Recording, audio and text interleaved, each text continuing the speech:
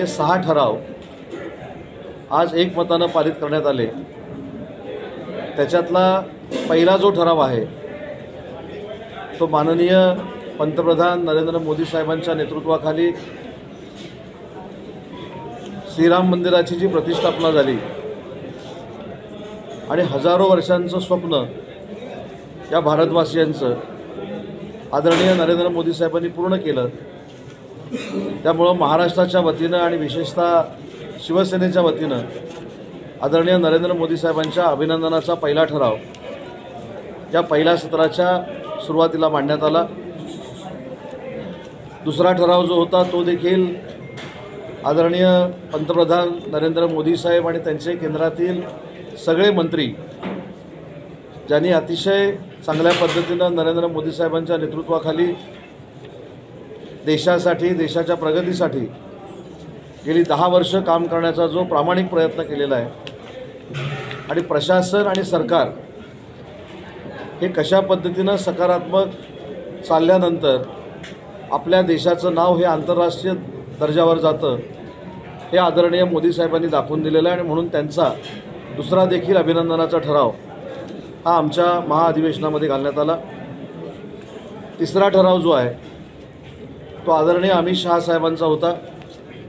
आपल्या सगळ्यांनाच माहिती आहे की काश्मीरच्या बाबतीमध्ये घेतलेले निर्णय 370 कलमाचा निर्णय असेल, लडाखला केंद्रशासित करण्याचा निर्णय असेल आणि सहकार मंत्री झाल्यानंतर विशेषतः महाराष्ट्रातल्या सहकार क्षेत्राला आहे त्याच्यापेक्षा ऊर्जावस्था आणण्यासाठी केलेले प्रयत्न असतील आणि त्याच्यासाठी घेतलेले निर्णय असतील यासाठी माननीय अमित शहा साहेबांच्या अभिनंदनाचा ठराव देखील आमच्या महाअधिवेशनामध्ये या ठिकाणी घालण्यात आलेला आहे।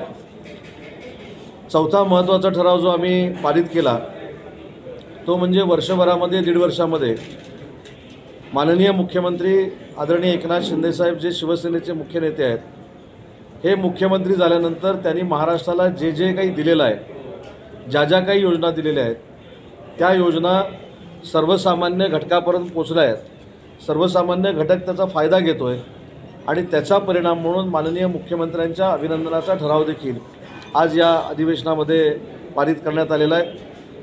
त्याच्यामधले काही मुद्दे फक्त मी आपल्याला सांगतो।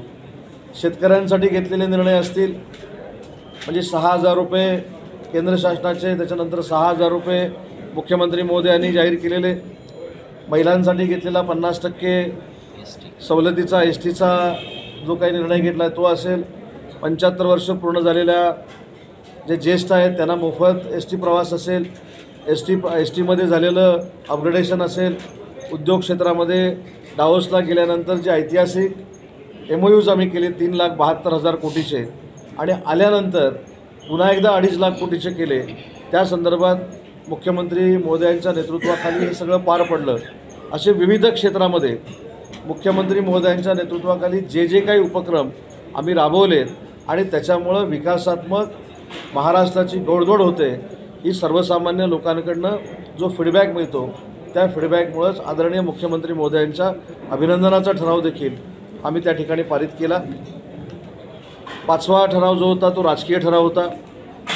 आपल्याला सगळ्यांनाच माहिती आहे की लोकसभेची निवडणूक ही महायुतीनंच आम्ही लढणार आहोत, एकनाथ शिंदे साहेबांच्याच नेतृत्वाखाली आम्ही लढणार आहोत।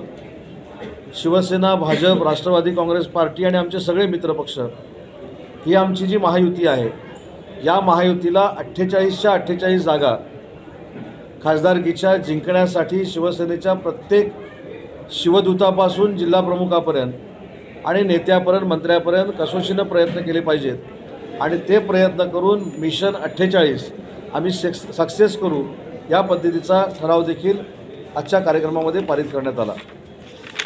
6वा जो ठराव आहे आणि शेवटचा ठराव आहे तो अतिशय महत्त्वाचा आहे। वंदनीय बाळासाहेबांनी शिवसेनेची सुरुवात ज्यावेळी केली त्यावेळेपासून शिवसेनेच्या वाढीसाठी ज्या ज्या नेत्यांनी वंदनीय बाळासाहेबांच्या खांद्याला खांदा लावून काम केलं, काही लोकांना त्याचा विसर पडला असेल, परंतु राज्याचे मुख्यमंत्री एकनाथ शिंदेसाहेब ज्यावेळी वंदनीय बाळासाहेबांच्या विचारांना प्रेरित होऊन काम करतात त्यावेळी बाळासाहेबांसोबत काम केलेले जे नेते होते त्यांच्या नावानं पुढच्या वर्षीपासून शिवसन्मान पुरस्कार हा देण्याचा ठराव आजच्या आमच्या बैठकीमध्ये पारित करण्यात आला.